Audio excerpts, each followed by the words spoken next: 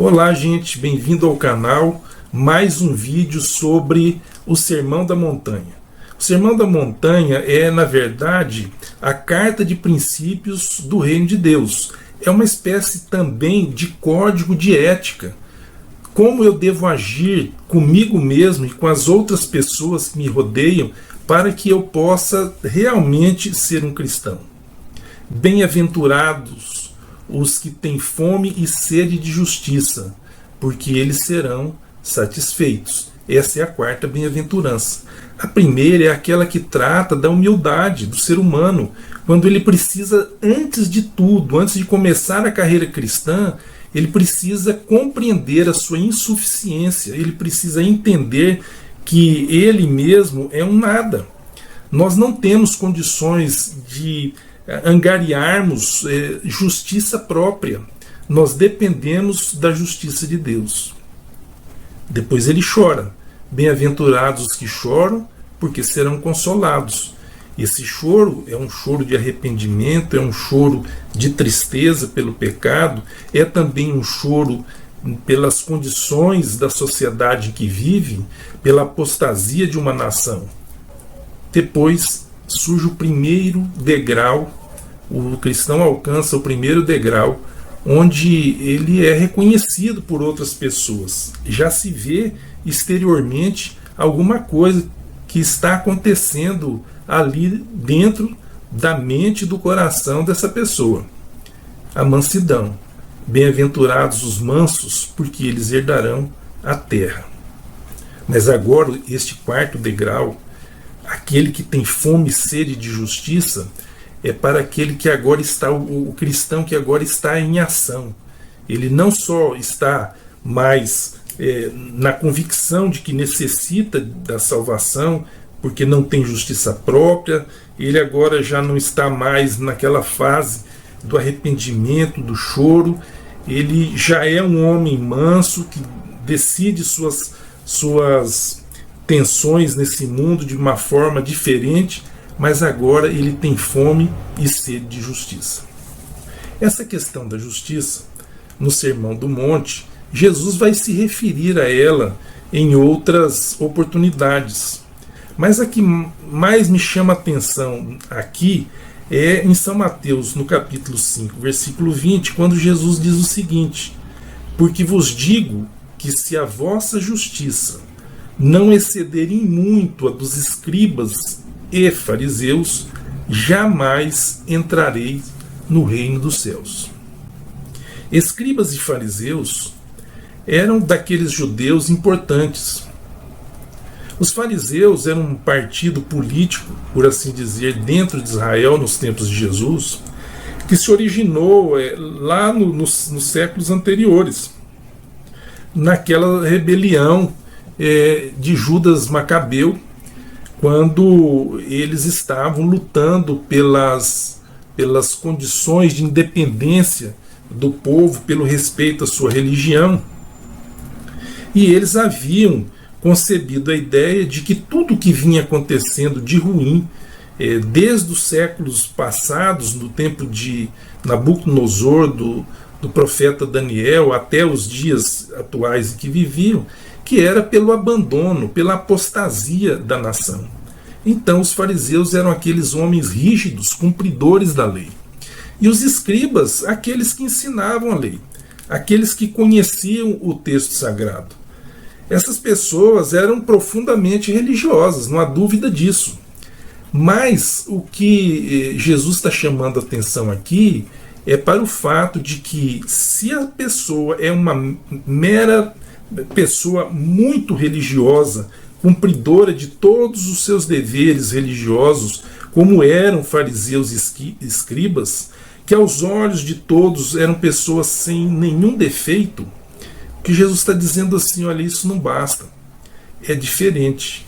Você tem que estudar e você tem que aprender o que eu estou dizendo, e que São Mateus colocou para nós nos capítulos 5, 6 e 7 do Evangelho que ele escreveu.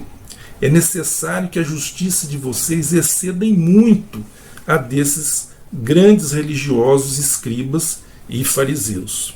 No capítulo 6, versículo 33, Jesus torna a falar de justiça. Ele vai dizer o seguinte: mas busque em primeiro lugar o reino de Deus e a sua justiça, e todas estas coisas serão acrescentadas. Todas essas coisas lhe serão acrescentadas. Então a busca pela justiça, ela é muito mais importante do que qualquer outra coisa na vida de um cristão e na sua vida religiosa.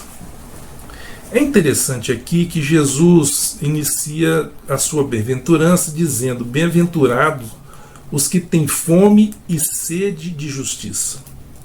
Ora, a fome e a sede são dois instintos, por assim dizer, duas necessidades vitais para qualquer ser humano.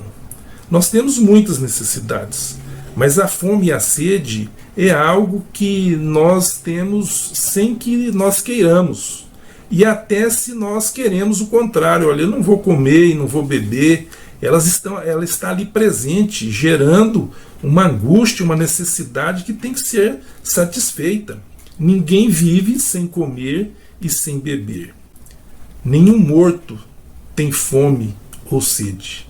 Portanto, a fome e a sede são evidências da vida. Quando o cristão passa a ter fome e sede de justiça, ele é aquele que tem fome e sede da vida. O apóstolo Pedro, quando ele escreve a sua primeira carta, no capítulo 2, versículo 2, ele diz o seguinte: desejai ardentemente, como crianças recém-nascidas, o genuíno leite espiritual, para que por ele vos seja dado crescimento para a salvação. Quando o cristão está nascendo, ele aceitou Jesus Cristo, está no início da sua carreira no exército do nosso Senhor Jesus Cristo, ele é uma criança. E muitas vezes nós nos tornamos essa criança já com anos e anos de igreja, de congregação. Mas o fato é que nesse momento em que a pessoa reconheceu quem ela de fato é, sua insuficiência, sua impossibilidade de gerar justiça, e chorou por isso, e se tornou uma pessoa mansa e agora tem fome e sede de justiça, ela vai beber do leite genuíno. O apóstolo Pedro diz então: desejai ardentemente, como crianças, o leite genuíno, como crianças recém-nascidas. A fome e a sede, e agora eu vou me socorrer aqui de Epicuro, que foi, vamos dizer, o pai de uma das grandes escolas da filosofia, ainda no tempo dos gregos e dos romanos, mas que persiste até hoje. O Epicuro fala na classificação de desejos, porque o epicurismo lança para nós a ideia de que nós precisamos de ter prazer, que a busca do ser humano é a busca do prazer, mas é do bom prazer, é das coisas lícitas para se ter prazer. Muitas vezes nós confundimos um pouco essa ideia e condenamos o Epicuro. Mas o Epicuro ele faz uma classificação de desejos. Então você tem aqui um slide, eu estou mostrando, ele trata primeiro dos desejos naturais necessários: comer, beber, repousar, a conservação da vida. Esses desejos são plenamente lícitos e são superiores, e é por esses que, segundo Epicuro, eu devo trabalhar. Depois ele diz que nós temos os desejos naturais, mas não necessários. Comer bem. Comer é um desejo necessário, natural e necessário. Mas comer bem, uma iguaria fina, num restaurante francês, isso é um desejo natural, mas não é necessário. Beber bebidas refinadas, vestir-se com luxo, tudo isso também é lícito, mas não é necessário.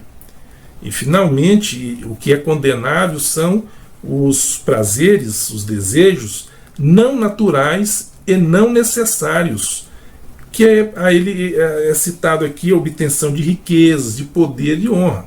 Nenhum ser humano, para ser um grande ser humano, necessita de ser rico ou de ter poder ou de ter qualquer outra honraria que é dada a um ser humano. Voltando então ao Sermão do Monte, onde estão os dois desejos que Jesus cita? Estão justamente ali: comer e beber, a fome e a sede. Então nós podemos perceber a valoração que Jesus está dando para a pessoa que realmente está buscando a sua justiça. Então é algo realmente importante, e Jesus usou esses dois desejos para exemplificar que o homem feliz é aquele que tem fome, é aquele que tem sede da justiça. E diz Jesus: estes serão fartos. Mas o que é a justiça? Eu me socorri de alguns autores, comentaristas do Sermão da Montanha, até para termos ideias e estabelecermos aqui um debate com você. Justiça, diz John Wesley, é a imagem de Deus. O homem foi feito à imagem de Deus e à sua semelhança lá no Éden. Na criação, é dito que, no capítulo 1 do livro de Gênesis, nos é dito que Deus disse: façamos o homem à nossa imagem e semelhança. Se a justiça, segundo John Wesley, é a imagem de Deus, a busca que o cristão tem como fome, como sede, é justamente a busca de se parecer novamente com Deus, de estar outra vez à altura de se considerar a imagem de Deus. O mesmo John Wesley está dizendo aqui: temos fome e sede de sermos renovados à semelhança do Deus que nos criou. Huberto Roden diz o seguinte, uma outra ideia, perfeitamente aplicável: justiça é, pois, a compreensão intuitiva de Deus, a mística, e o seu natural transbordamento na vida cotidiana, a ética. Então, Huberto Roden está novamente dizendo o quê? Que nós estamos buscando compreender a Deus, a compreensão intuitiva de Deus, a mística. O ser humano quer retornar a ser a imagem de Deus, como está lá, como disse o John Wesley, não é? Mas o Huberto Roden, ele vai dizer aqui que é o natural transbordamento na vida cotidiana, ou seja, a ética. O cristão que busca incessantemente, com sede, como busca a comida, com fome, como busca a comida, com sede, como busca a bebida, esse cristão, ele agora se derrama para as demais pessoas de forma ética. O cristão precisa de analisar a ética cristã. Quem sou eu para com os meus semelhantes? Russell Shedd diz o seguinte: na linguagem figurada de Jesus, a justiça é o alimento espiritual que o cristão deseja.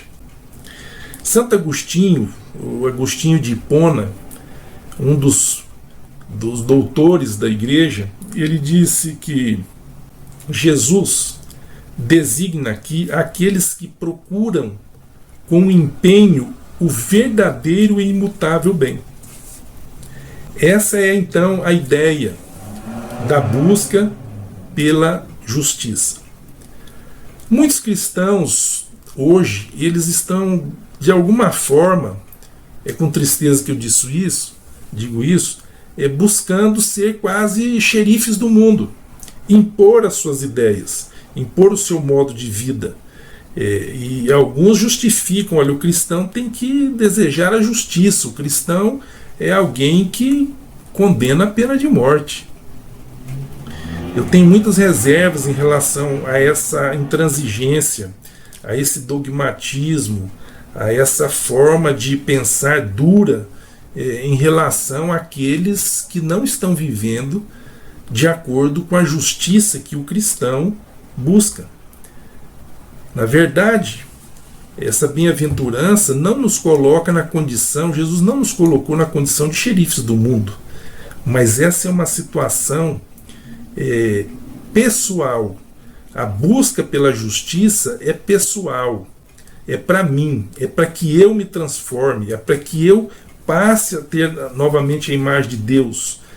E ela se transborda na questão ética para com os outros. O mesmo Humberto Roden diz o seguinte: esta bem-aventurança visa, sobretudo, os insatisfeitos, os descontentes consigo mesmo, os que sofrem o tormento do infinito, a nostalgia do eterno, os que vivem ou agonizam numa estranha inquietude metafísica, os que creem mais no muito que ignoram do que no pouco que sabem.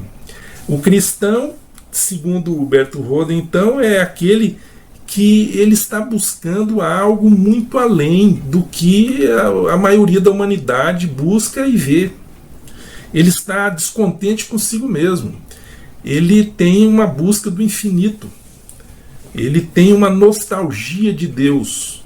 São expressões interessantes que esse grande filósofo e teólogo nos traz para explicar esta mesma bem-aventurança. Martyn Lloyd-Jones, o grande pregador, doutor Martyn Lloyd-Jones, da Igreja da Inglaterra, ele disse o seguinte, eu gostaria que você visse esse trecho: o homem que tem fome e sede de justiça é o homem que deseja ser um exemplo das bem-aventuranças em seu viver diário. É o homem que quer exibir o fruto do Espírito em cada uma de suas ações, bem como na totalidade de sua vida e de suas atividades. Ter fome e sede de justiça é anelar ser como o homem descrito no Novo Testamento, o novo homem em Cristo Jesus. É isto que é aqui frisado, isto é, que todo o meu ser, que toda a minha vida adquiram essa natureza.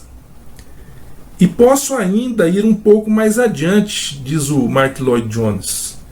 Significa que o supremo desejo na vida de uma pessoa é conhecer a Deus e desfrutar de companheirismo com Ele, andando com seu Deus, com Deus Pai, com Deus Filho e com Deus Espírito Santo em plena luz do dia. Esse desejo de parecer com Deus, de estar com Deus, de ser um companheiro de Deus, como diz aqui o Dr. Martyn Lloyd-Jones, esse desejo não é novo. Se nós olharmos na Bíblia, nós vamos ver o salmista dizendo o prazer que ele tem de meditar nas coisas de Deus, nas questões éticas propostas por Deus, como agir em relação aos meus contemporâneos. Aquele que sonha com o infinito, com a eternidade, o salmista dizia isso claramente. Eu leio aqui no Salmo 84, versículos 1 a 3, o seguinte: quão amáveis são os teus tabernáculos, Senhor dos exércitos! A minha alma suspira e desfalece pelos átrios do Senhor. O meu coração e a minha carne exultam pelo Deus vivo. O pardal encontrou a casa, e a andorinha ninho para si, onde acolha os seus filhotes. Eu, os teus altares, Senhor dos exércitos, Rei meu e Deus meu. O salmista está dizendo aqui, ele está falando sobre o templo.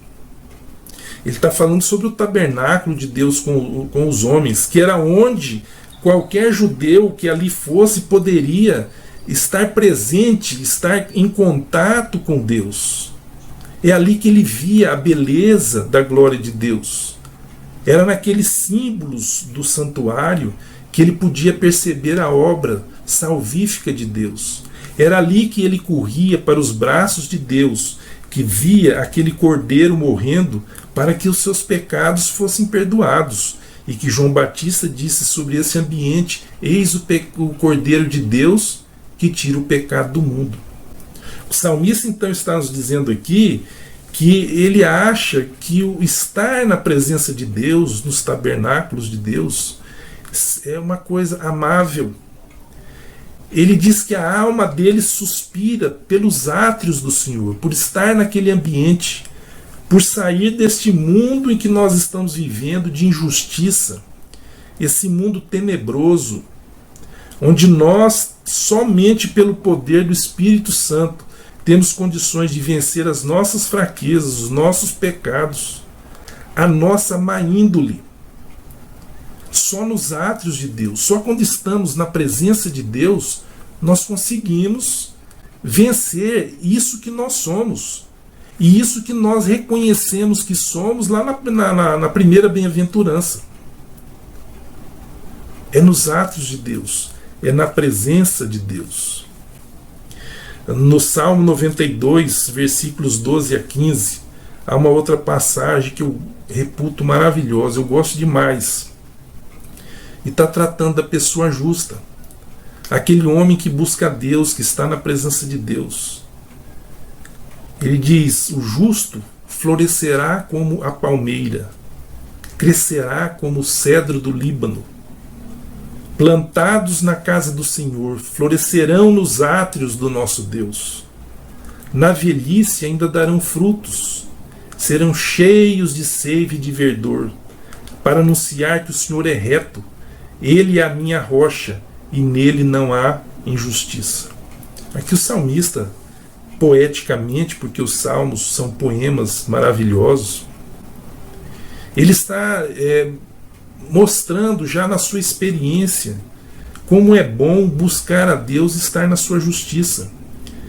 E eu acho maravilhoso quando ele diz assim: na velhice darão ainda frutos. Os cabelos brancos que nós adquirimos na vida, de experiência, podem nos tornar pessoas amargas, pessoas sem uma talvez até vontade de viver. Mas o salmista diz que a pessoa que vai para os átrios do Senhor, para o seu tabernáculo, a sua presença, esta pessoa, ainda que na velhice, dará frutos. Serão cheios de seiva e de verdor. As pessoas estão buscando uma boa aparência física, as pessoas estão buscando parecer mais jovens, com cirurgias, com medicamentos, com vitaminas, com exercício, com todo tipo de expediente que possa torná-las pessoas melhores na velhice. Mas aquele que realmente estará melhor na velhice, quando os cabelos brancos nos chegam, é aquele que floresce nos átrios do Senhor. O dicionário Wise define o que é justo.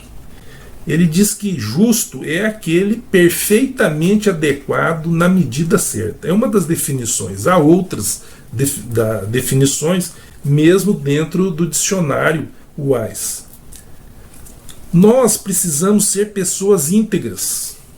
O que é uma pessoa íntegra? É aquela pessoa inteira, aquela pessoa que não está dilacerada, aquela pessoa cuja experiência da vida não a derrotou. Nós precisamos ser pessoas completas, pessoas que estão sem nenhum tipo de amargura. E a palavra justo significa aquela pessoa que está perfeitamente adequada à sua idade, ao ambiente que vive. E se nós pensarmos nessa justiça, nesse homem justo perante Deus, está perfeitamente adequado naquilo para qual ele foi criado, ser a imagem e semelhança de Deus, na medida certa. Essa é uma definição de justo que eu acho importante trazermos aqui neste vídeo. George Chevreul, um teólogo católico romano, tem um livro maravilhoso sobre as bem-aventuranças. Vale a pena ler, comprar e ler esse livro. Ele diz que o homem justo no Antigo Testamento é o homem perfeitamente adaptado à sua tarefa e ao seu destino. É aquilo que deve ser no lugar que lhe é designado. Os seus pensamentos e as suas vontades concordam com as de Deus. Ora, esse homem que atinge essa condição espiritual de ter entendido Deus, de buscar a Deus, de estar em conformidade de Deus, de estar muito mais parecido com Deus do que os demais semelhantes contemporâneos, como foi Adão antes da queda lá no Éden, este homem é chamado por George Chevreul como aquele homem justo. Agora imagine a felicidade desse homem. Ele é de fato um bem-aventurado, porque ele não é um homem que viva com medo. Ele pode enfrentar as situações mais tenebrosas e ele estará alegre, estará firme neste mundo. Esse homem íntegro, esse homem adequado ao seu lugar, ao destino para que foi chamado, ele é de fato e sem dúvida nenhuma um homem alegre, feliz, bem-aventurado. O homem justo é sempre aquele que está de acordo com a vontade de Deus. Mas vejamos aqui Ezequiel 18, versículos 7 a 9. O homem justo, ele não oprime ninguém, mas devolve ao seu devedor a coisa penhorada e não rouba. Há muitas coisas que nós podemos roubar das outras pessoas. Não é só patrimônio, não é só dinheiro, não são só os bens materiais. Reparte o seu pão com o faminto e cobre com suas roupas aquele que está nu. O homem justo, ele não empresta para ter lucro e não cobra juros. Desvia a mão da justiça e é imparcial a julgar uma questão entre duas pessoas. Anda nos meus estatutos de Deus, diz Deus, e guarda os meus juízos, procedendo retamente. Este tal é justo e certamente viverá, diz o Senhor. Quando Deus fala sobre o homem justo, quando ele está tratando disso e citando o povo de Sodoma e Gomorra, olha o que ele diz. Eis que esta foi a iniquidade de Sodoma, tua irmã, soberba, fartura de pão e próspera tranquilidade teve ela e suas filhas. Aquilo que muitas vezes os homens acham que é um grande ganho, que é sinônimo de poder, Deus diz não.